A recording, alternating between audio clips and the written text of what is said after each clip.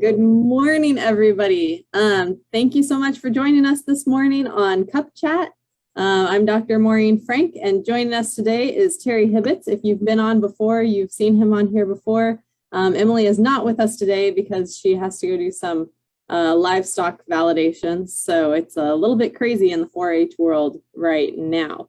But today we are talking about Herps. And so I think if people don't already know what that term is, Terry, your t-shirt might give them a clue. But can you talk about what we're talking about today? Well, herps. Herps are reptiles and amphibians, and herp is short for herpetology. And the study of herpetology deals with reptiles and amphibians. Why they're together is anyone's guess, but it's been tradition that they always study together, even though reptiles are probably closer to birds than they are to amphibians, and amphibians are probably closer to fish than they are to reptiles. But that's the way it is. We study them together. It's been that way ever since I've known about it, anyway. But so let's dive into that a little bit. And you've got way more experience with this than I do, because I always say, let's go back to high school biology. And you were, in fact, a high school biology teacher. But let's break down for everybody. You know, I'm going to ask everybody to remember right now: kingdom, phylum, class, order, family, genus, species. When we're talking about reptiles and amphibians, we're talking about two different classes of animals. So like you said, reptiles are really more similar to birds, amphibians probably more similar to fish. But sometimes people see a frog, and frogs and snakes and lizards and salamanders, they kind of all lump them together in their brain. So will you talk about why they're so different? Why are they in completely different classes? Well, when you look at amphibians, you got three groups of amphibians. You got salamanders. I'm going to keep everything real simple. Salamanders, you got frogs, and then you got this weird group of animals down in the tropics called caecilians. Well, the salamanders and frogs have certain characteristics, and the characteristics that they do have enables them to be classified as amphibians, and they have clawless toes. Reptiles have claws on their toes if they got legs and toes. They're thin, moist, scaly skins. Thin, moist, scaly skins, and they are ectotherms, which means that they rely on their surroundings for their body temperature. When they lose, or if they lose a part, leg, joint, tail, they can regenerate it.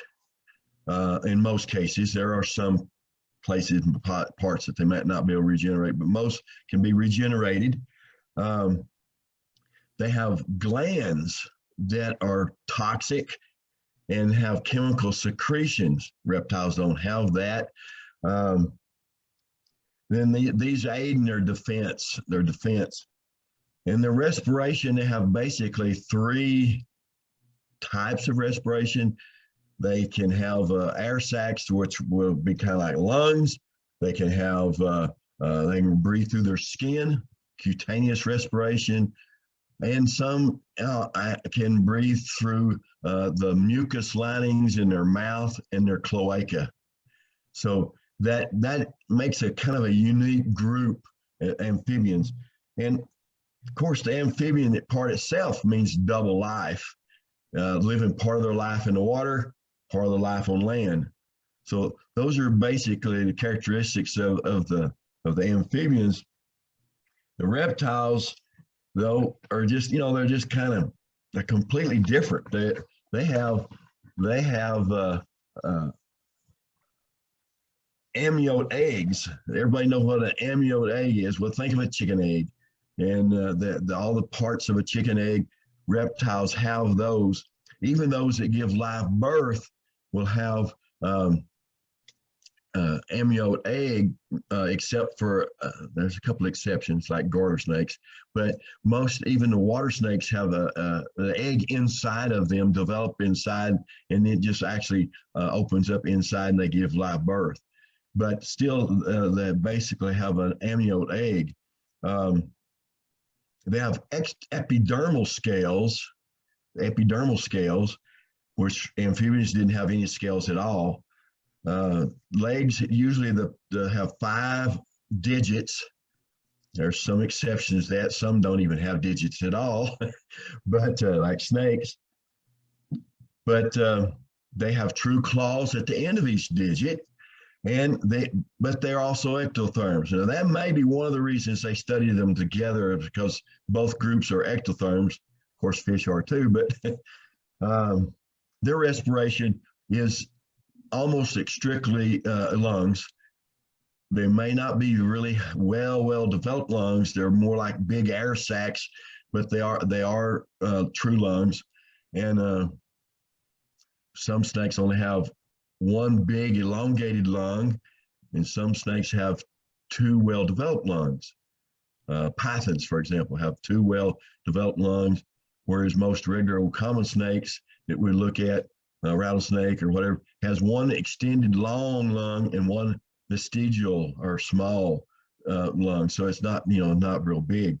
Respiration is, strictly through lungs. There is an exception with soft shell turtles. They can respire a little through their cloaca as well. It's one reason they can stay under the water so long. And they have copulatory organs. In other words, they have internal fertilization, whereas amphibians do not have internal fertilization, except with one exception. But there is a true frog up in the Northwest that has a little, they call it the tail frog, and it's got a little vestigial structure hanging off of their back that can be inserted into a female, and the sperm slides down the edge of it, not through it. But anyway, but they do have real developed copulatory organs. And those are basically your group, your distinguishing characteristics from the 2 groups. I don't know, got a question? Yeah, and there's a lot of difference. And I think that's a great explanation, because there's usually, I run through this sometimes with little kids, and we go through, some of the very basic things, but we don't dive into a lot of what you just covered. One thing that I hadn't really stopped to think about before, I knew this, but I just hadn't really stopped to think about, is how much that difference of, when we think about snakes, being venomous. A lot of people, may be concerned with a venomous snake. And so we know that snakes have that capability. And we also know, for example, Gila monsters, so there's a lizard that's venomous.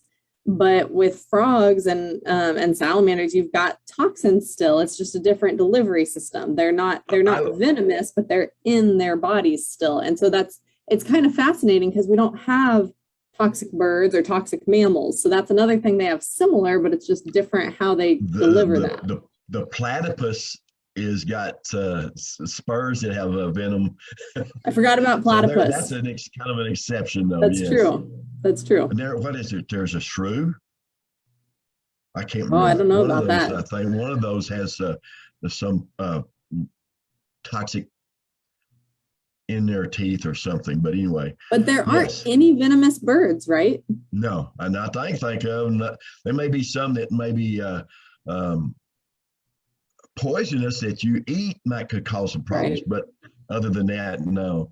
Whereas amphibians, I would say basically every single one of them have some levels of toxicity or poison in their glands, in their skin. See, and that's something else levels. I don't think I realized. I don't think I realized that there, I always, you wash your hands after you grab a frog or whatever, but I don't think I realized it was that really widespread. They all have a little bit somewhere in it. Just different levels. Yes. Yeah. And then some have concentrated glands on their back, on the behind their head, and that where the poison is more concentrated in certain areas. Newts, for example, have warty structures along their backs, and those are contain highly venomous, or not venomous, but poisonous chemicals. but anyway, and some of them are quite dangerous.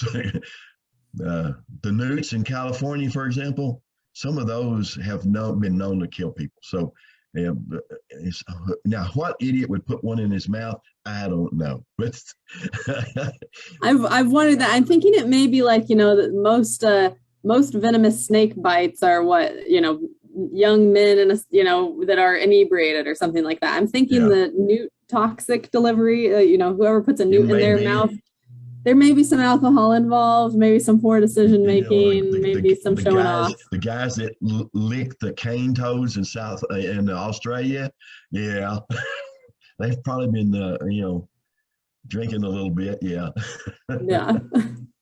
So that's interesting, and just so everybody knows, we with our Beyond Bird segments, which is obviously what we're doing today, we're going a little bit beyond our normal bird topics. We are just trying to introduce some new things that are out there, some other parts of nature and wildlife. And so if everybody's interested in this, there's a lot to cover here. So I had told Terry, we're going to have to break this down later and go into like a cup chat just on snakes and one just on turtles, because I think you've mentioned some things that are kind of interesting, hopefully sparking people's interest in future things like snakes having basically one lung, and just there's two, but one's vestigial. And just all those adaptations of having, this long, narrow animal. So I think just so everybody knows, we're keeping it broad today. But if you're interested in one of these or have questions for Terry, definitely comment. Because I don't have Emily here, I'm not good at watching the comments and running the Facebook Live, but definitely comment and we will get back to you or get your questions answered. So, so the other thing I realized. I was going to say, if they'd leave questions, Yeah. If you leave questions, Terry can answer them for you. The other thing I realized, Emily's always really good about keeping it light and interesting, and I kind of dive right into our topics. So I just have to say today I have my travel mug because it's that kind of day. There's lots of on the road. If you saw Emily's post, she and I are headed to the Texas Master Naturalist Conference tomorrow. Terry, do you by any chance have a snake mug to go with your snake shirt? No, I do not have a snake mug. I feel like I might have to remedy that for you. I don't drink coffee and stuff, so I don't have mugs. Do you have a snake cup that you put your Dr. Pepper in? No, I just got a regular coffee cup with some water in it today. I'm gonna have to find you a snake cup or a snake mug that you can put your water or your Dr. Pepper or whatever in. So yeah, okay. All right. So the next thing I want to talk about is we talk a lot, obviously Cup Chat is birds. We talk about birding and bird related topics, but you can also go herping. So, and when we had you on before, we talked about butterflying and dragonflying. So I think everybody can probably guess what does it mean to go herping, but can you talk a little bit about, tools that you need, where you go herping, how it's similar to or different from birding, kind of things like that? Well, the basic thing about herping is you're just going out looking and searching for reptiles and amphibians, and it depends on what you're looking for. If you're going out looking for venomous snakes, then it's very important that you have the proper tools, because it's not wise and advisable to handle venomous reptiles with your hands. And so there are tools like big, long forceps that can grip, kind of like those trash grippers that you can pick up trash with. Hold that thought. There's some in my office.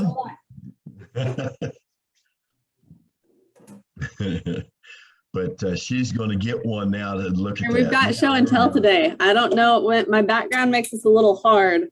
Yeah. See, it's got the work it on this side. And here that open. Yeah, open and close. Actually, all the years I've been doing this, I have never used one of those. Oh, that's funny. I use a what they call a snake stick that's just got a little bent rod. Oh, just the hook. Yeah. Yeah, just a hook, and I use that. And usually a venomous snake, you can pick a snake up with that and drop them in a bucket or a bag. And sometimes I won't even get into that, pinning them down. But but venomous snakes, and it also depends on what species you're looking for. I know my son Troy will go out and spend nearly all night looking at in rock cuts and crevices along roadways. Now, the law says you got to wear fluorescent orange if you're going to do this, and you got to have a permit. So you just can't just go out on the road somewhere and stop the car and start walking without the first off getting the permit and the blaze orange. But night hunting like that, we used to years ago. We was right up and down the roads at night, but now the state has said that's not right. You can't do that. You have to drive into a certain location, pull off, and then walk up and down the roadways or road cuts, as long as you got that proper permit and you wear fluorescent orange or something that drivers will see you. But then there are other animals that you go out and chase during the daytime. Of course, turtles are a different story. There are special turtle traps. There are basking turtles that get out and set on logs and so forth. So sometimes you can even snorkel for them. Lizards are they're more difficult in chasing because they're fast and quick. And we have a technique we use called a noose. And it's a fishing pole with a little slip knot noose on the end. And you can walk up behind them and they'll ignore that. And they're looking at you, you ignore that, and you stick the noose around their neck and catch them. And it does not harm them if you're careful. You don't want to get carried away and yank on them too hard. But anyway, you catch them, you do what you need to do with them, take measurements or whatever, and then release them or take photographs of them. Nowadays, we got the photographers that are getting out and they find the animals, take pictures of them, and then release them. That's what I do nowadays. But the difference in birds, a lot of times with birds, you have to catch them in their natural state, setting up in the trees and limbs, and take pictures of them up there. It's hard to catch them unless you put them in a mesh net, and then you can't set them up because then they'll fly away. But reptiles are different because they're usually secretive and they hide very well. And so getting photographs of them in their natural state is more difficult. Lizards not as bad, turtles not as bad, but snakes are very difficult. And so usually we catch them, pose them, take pictures, and then release them. But anyway, that's some of the techniques we use. Amphibians, we can actually hunt those in this wintertime, and especially in Texas and even along the Atlantic coast areas. They can hunt them in the wintertime by overturning or looking under logs and rocks and things. And, as long as you put your stuff back when you get through looking under it, don't just flip it and leave it laying out on the ground. But they can find them in temperatures down to freezing. So amphibians are a little bit different. They like the moisture. So if you find a place that's got a lot of moisture, wetness in springs and so forth, you can find those. But anyway, it depends upon what species you're looking for. But herping is just getting out and looking for reptiles and amphibians. And you hit on some important differences there from when we think, because really birding, or if you're going out looking for butterflies and dragonflies, there's a lot of similarities there, and equipment, things like that. Yes. Herping, we've got some different equipment. We've got, if you're going to catch stuff, needing permits, and certainly going out night herping, that being different. And kind of keeping in mind that the reason those permits are needed is for protecting the resource and for, safety and those kinds of things. So I think that's just kind of important to remember those differences. The other thing, though, that, kind of makes me smile, we talked with butterflies and dragonflies, they're out during the day, so birders get up early, seabirds early in the morning. And then we've got birding kind of calms down when it gets hot, but you've got butterflies and dragonflies out. And we're going to add to that. That's when it's a lot of your snakes and lizards will be out as well. And then, and it definitely depends on the time of year, right? It can get too hot for the snakes and lizards as well. But daytime's a good middle of the day activity for some herps. And then when we wrap around to nighttime is when we get some of, amphibians and some other things. So you don't ever sleep. You don't. I'm pretty sure you've got, I know you're. Get up right before sunrise to go birding. And then it cools off a little bit. Then you can start chasing some reptiles and amphibians. And then it gets hotter. You go chase your butterflies and dragonflies. And then it cools off at the afternoon, late afternoon and night. Then you go herping. And when do you sleep? But that's been some of our cases with my family. Is we're getting out and we'll go out and look at birds early in the morning, and then we'll start looking for other things, the butterflies and the dragonflies, and then the herps are kind of scattered in between, when you see them. And then if you're really serious looking for them, you go out at night on some of the other animals. But yeah, if you're going to focus on, if you're going to sleep, you got to kind of focus on one thing sometimes. And that's right. It's funny though, too, so I don't think I've shared this before, but Terry's son was my field herpetology professor while I was a student at Texas A&M. And that was just one of my favorite classes ever. We had so much fun. But, one of the things was we never woke up early because we had been out late the night before. And for me, I love herps and I thought that was so much fun. But that for me kind of helped direct where I was going to go with what I wanted to study in grad school, because I'm not a night person. And I realized that was crazy. And I would much rather wake up at 4 or 5 in the morning to go do birds than stay up late at night, because that's just tricky for me. So it's kind of funny because I definitely started a lot of my journey into my profession with herps. But then I realized, man, these people are crazy. You stay up so late at night. And I would much rather get up early to do birds. Yeah, so I never could. I never could do that. I never could stay up late like Troy does. My son Troy that lives in Braggarville. He used to could stay up to 4 or 5 o'clock in the morning, but he said the other day he went out. He said I can't do that anymore. So it's real difficult. Yes, if you live a normal life where you get up at a certain time in the morning, you go to work, and then you come in and go to bed, then trying to do a weekend of herping at night is tiring. It really gets tiring if you're not used to it. Yeah. Yes. Well, I know on my trips here recently, I get up. My wife likes to sleep in. So I get up in the mornings. If we're at a campground somewhere, I'll get up in the mornings and bird until she wakes up, and then we'll eat breakfast, and then we can go on our way to other places and things. But I'll always bird the first couple hours every morning before we leave or eat breakfast. See, and we always thank our Cup Chat guests for getting up early, but I guess we should really, in this case, thank their spouses as well, because you obviously had to get her up early this morning as well. So that's the reason she likes hummingbirds best. Oh, she don't have to get up early for hummingbirds.